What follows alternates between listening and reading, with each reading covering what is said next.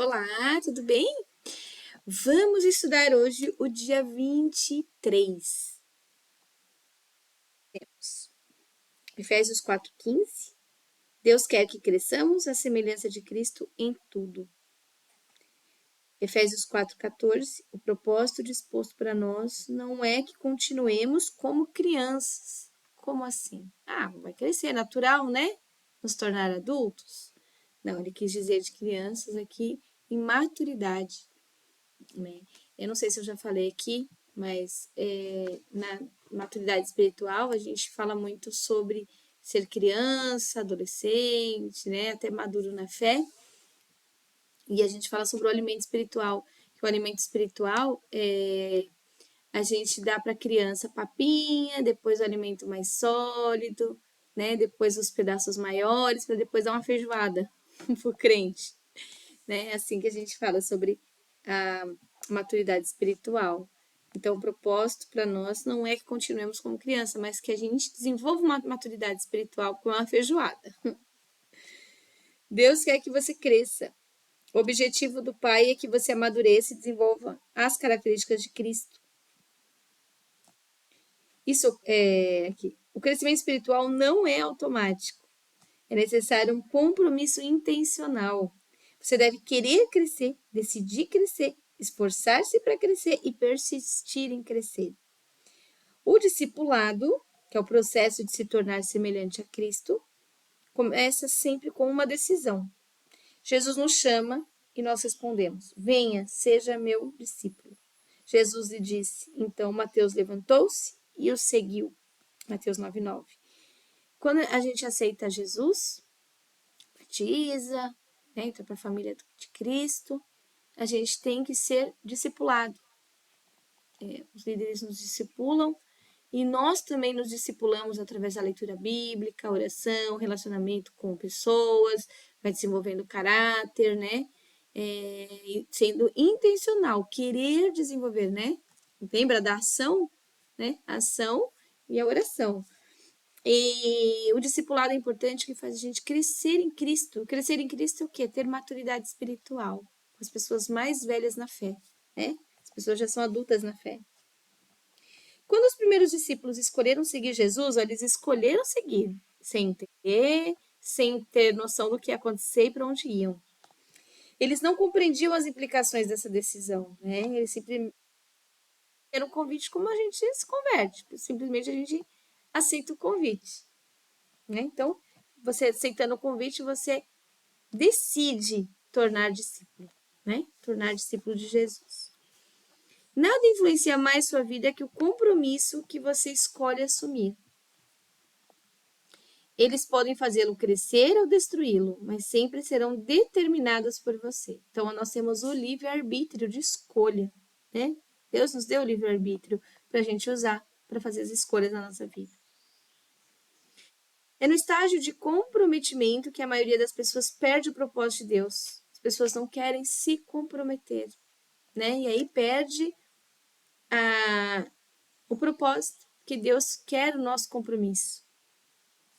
Né? E muitos têm medo de se comprometer com qualquer coisa, ficam vagando por aí. Muitos não assumem um serviço na igreja, né? Por conta do compromisso. Né? Isso não é legal, porque acaba atrasando um propósito. Toda escolha tem uma consequência eterna. Logo, é melhor que você escolha sabiamente. Pedro adverte: já que tudo ao nosso redor se derreterá, que vida santa e piedosa devemos viver? Já que tudo vai se desfazer, vai acabar, qual é a vida que nós devemos ter, né? E viver. Está em 2 Pedro 3:11. A parte dessa parte. Tornar-se semelhante a Cristo é o resultado da unidade com Ele, a dependência do Espírito Santo para consumá-los. A gente faz escolha, mas quem confirma é Deus. E quem age sobre isso é o Espírito Santo. Então, eles trabalham sempre em parceria. A Trindade é sempre parceira um do outro. Uma vez que tenha decidido se tornar semelhante a Cristo, você deve começar a agir de maneira diferente.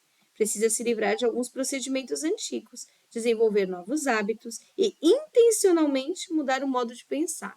Não vai esperar que o Espírito Santo mude seu modo, porque sozinho não muda. Você tem que também fazia parte, né? Pessoa que tem problemas com vícios, por exemplo, de drogas. A pessoa não vai andar no meio de uma favela, numa cracolândia, não é verdade? Então, a gente tem... Isso aí é intencional, isso é uma livre escolha.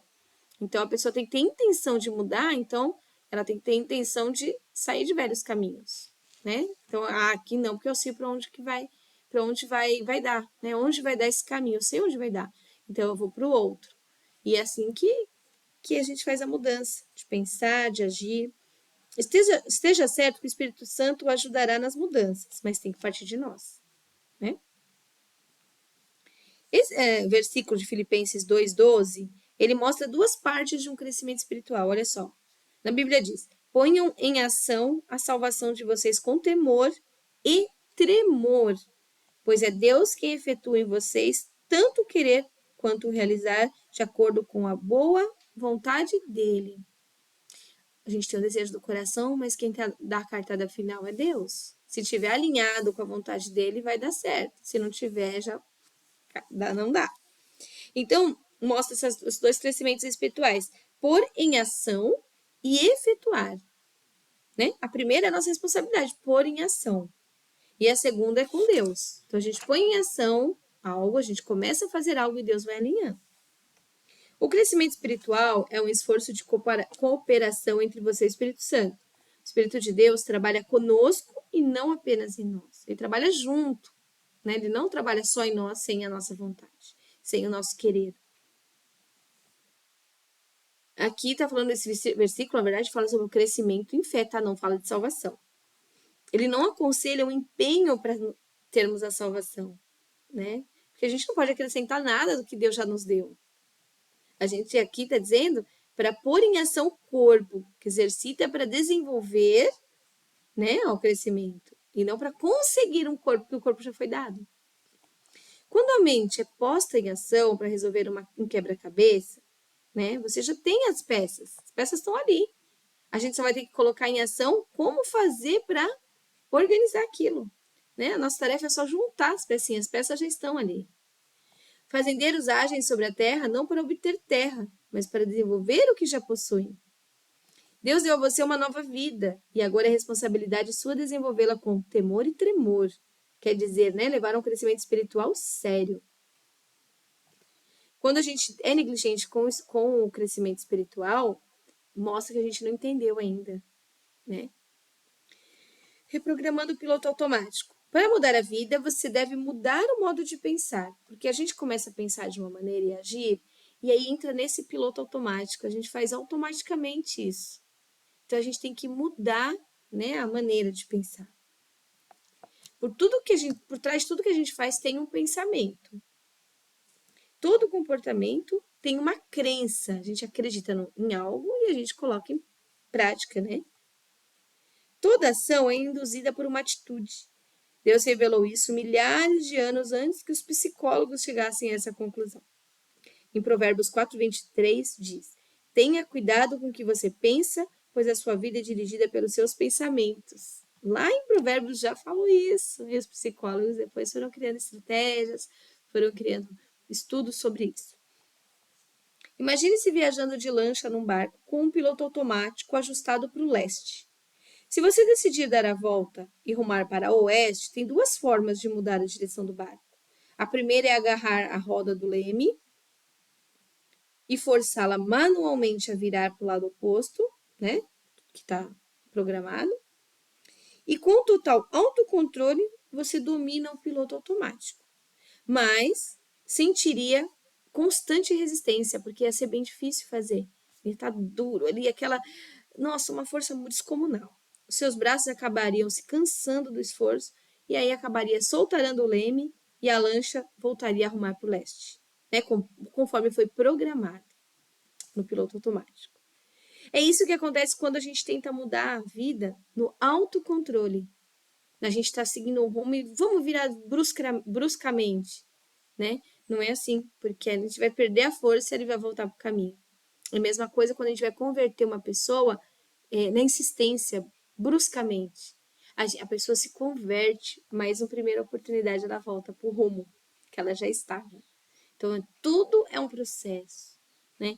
Tudo tem que, além do nosso esforço, tem que ter uma dependência do Espírito Santo. Se a gente fizer por nossa força, dá certo no primeiro momento, mas depois dá ruim. Por exemplo, vou me esforçar para comer menos, vou fazer exercícios, deixar de me atrasar, ser mais organizado.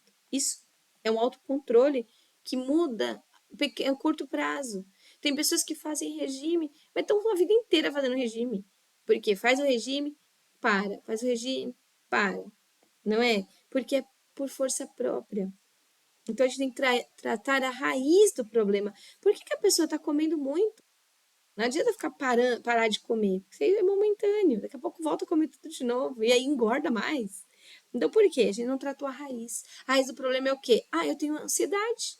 Então por isso que eu tô comendo muito. Então vou tratar o quê? Ansiedade, não comer muito. Tratou a ansiedade, você está mais calmo, abaixa, né, aquela agitação, acaba comendo menos, com mais qualidade, com mais tempo, respirando, não é? Então a gente tem que tratar sempre a raiz do problema, né? Aí a gente consegue ter uma mudança. A mudança não é natural, então você acaba por desistir e abandona, né? No caso dieta, por exemplo.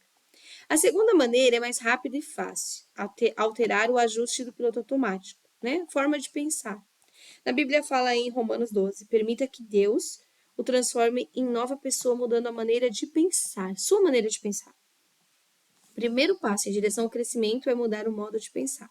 Toda mudança deve sempre ocorrer primeiro na mente. O modo de pensar determina o modo de sentir, o modo de influenciar, de agir. Paulo diz em Efésios 4, deve haver uma renovação espiritual dos pensamentos e atitudes. Semelhante a Cristo, você precisa desenvolver uma mente de Cristo. No Novo Testamento, chama de arrependimento, né? Quer dizer, mudar de ideia.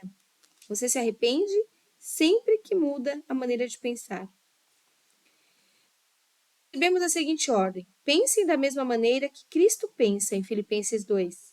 Esse processo consiste em 2 etapas. Primeiro, né, a alteração mental é deixar de ter pensamentos imaturos, que são egoístas, imaturos, né? E a Bíblia diz: irmãos, deixem de pensar como crianças. Com respeito ao mal, sejam crianças, mas quanto ao modo de pensar, sejam adultos. Em 1 Coríntios 14, 20. Os bebês são, por natureza, egoístas. Pensam só em si e suas necessidades. Eles são incapazes de dar algo, né? Porque eles só querem e precisam receber. É um modo imaturo de pensar. Infelizmente, muitas pessoas vão além desse tipo de pensamento. Em Romanos 8 diz: o pensamento egoísta é fonte de comportamento pecaminoso. Os que vivem segundo a própria natureza pecaminosa só pensam nas coisas que a natureza pecaminosa deseja. O segundo estágio da mudança, que leva a pensar como Jesus, é começar a ter pensamentos maduros, concentrados nos outros, não em nós mesmos. Quando eu era menino, falava como menino, pensava como menino, raciocinava como menino. Quando me tornei homem, deixei para trás as coisas de menino. Isso fala em 1 Coríntios 13, 11. Muitos presumem que a maturidade espiritual é medida pela quantidade de informação bíblica, de leitura, de estudos teológicos que nós temos. Na realidade, não, né? A vida cristã é muito mais que credos, convicções. Ela inclui conduta e caráter. Nossos atos devem ser coerentes com a nossa fé e nossas crenças devem ser confirmadas por um comportamento semelhante ao de Cristo. O cristianismo não é religião nem filosofia, mas um relacionamento, estilo de vida. A essência desse estilo de vida, Jesus, é pensar nos outros, né? Não em nós mesmos. Romanos 15 diz: devemos pensar no bem deles e tentar ajudá-los, fazendo coisas que lhes agradem. Nem mesmo Cristo tentou agradar a si mesmo. Ele agradava sempre aos outros, servir antes de ser servido. Pensar nos outros é a base para se tornar semelhante a Cristo e é a evidência de um crescimento espiritual. Quando você começa a pensar no outro, você amadureceu, né? Deixa de ser criança. Esse tipo de pensamento não é natural, né? É muito raro, na verdade. Felizmente, temos ajuda. Deus nos deu o Espírito Santo, por isso não pensamos como pensam outras pessoas do mundo, porque nós temos o Espírito Santo. Ele faz a gente ser diferente. Tá? Isso está em 1 Coríntios 2. Em alguns capítulos adiante, nós vamos ver as ferramentas que o Espírito Santo usa para nos ajudar a crescer. E Vamos agora pensar no propósito de vida. O tema é: nunca é tarde demais para começar a crescer. O versículo para memorizar é Romanos 12:2. Ele é importantíssimo, esse versículo. Ele fala sobre a renovação da mente. Deixem que Deus os transforme por meio de uma completa mudança da mente de vocês. Assim vocês conhecerão a vontade de Deus, quer dizer, aquilo que é bom, perfeito e agradável a Ele. Essa é a vontade de Deus, né? Ela é boa, perfeita e agradável. Aqui fala sobre a renovação da mente. Uma questão para meditar. Em que área preciso parar de pensar do meu jeito e começar a pensar do jeito de Deus? Qual é o jeito de Deus? Pensar no todo, tá? Então aí mostra a maturidade espiritual. Tá bom? E aí nós ficamos então com o dia 23, ele foi mais curtinho. E até amanhã com o dia 24. Fiquem com Deus.